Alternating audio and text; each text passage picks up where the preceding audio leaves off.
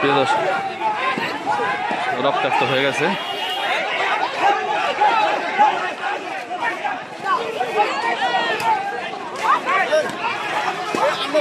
Sir দাঁড়া দেখবেন।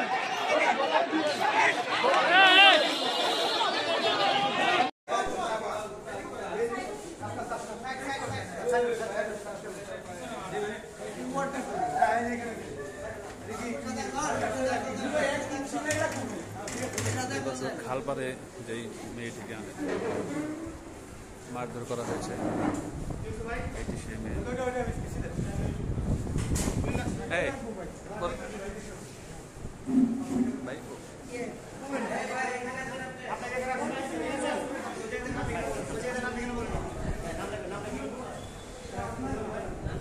কি বাড়ি এখনো এখনো কোন জায়গায় আপনার ওইদিকে যাইতেই দিই না ভাই, আপনি যাইতেই পারবেন না। যারে পাইতেছে সবাই। এটা কি ওই মিছিলের মধ্যে পড়ে গেছে? খালপাড়ে যেটা সেটা নাম কি? ওর নাম কি?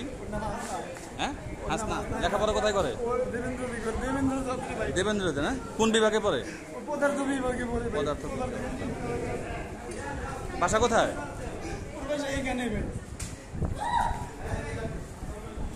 আমরা তো মিছিলে ছিলাম, আন্দোলন করতেছি, তো ওই অবস্থায় যে লাঠি চার্জ করবে ছাত্রলীগরা আমরা বুঝতে পারি নাই। পুলিশরাও আমাদের মারধর করছে। তো আমি হইতাছে গিয়া যখন আমাদের মারধর করতেছিল, তো সবাই তো কিছু ফিরতেছিল, তখন হইতাছে আমি পড়ে গেছি। পড়ে যাওয়ার পরে আমাকে ছাত্রলীগের একজন নেতা এসে আমার উপরে অনেকভাবে একটা বাঁশ দিয়ে আঘাত করছে। তো ব্লিডিং বের হইতাছিল। ওই অবস্থা আমি বাঁচার চেষ্টা করতেছিলাম। তারপরে মহিলা নেত্রীরা আমার এসে 3-4 জনে অনেক খুব খারাপ ভাবে আমাকে ধরছে, মারধর করছে।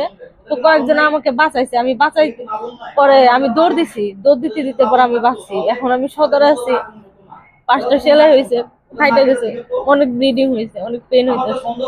এটার আমি বিচার চাই। আমরা ছাত্রীরা কি স্বাধীনভাবে বাঁচতে পারবো না? আমরা তো আন্দোলন করতেছিলাম, আমাদের নিজেদের অধিকার চাইতেছিলাম। এভাবে কিসের জন্য আমাদের মারবে? আমাদের হাতে কোনো লাঠি ছিল না, কোনো কিছুই ছিল না। ওনারা কিসের জন্য আমাদের উপরে মারবে? অবস্থা আমার ব্লিডিং হইতাছিল, আমি বলতেছিলাম, তারপর আমার ওই অবস্থায় আমাকে মারছে। আমি জান নিয়ে ফেরত হয়েছে অনেক দৌড় দিয়া। দাবিটা কি? আমাদের দাবি হচ্ছে কোটা সংস্কার।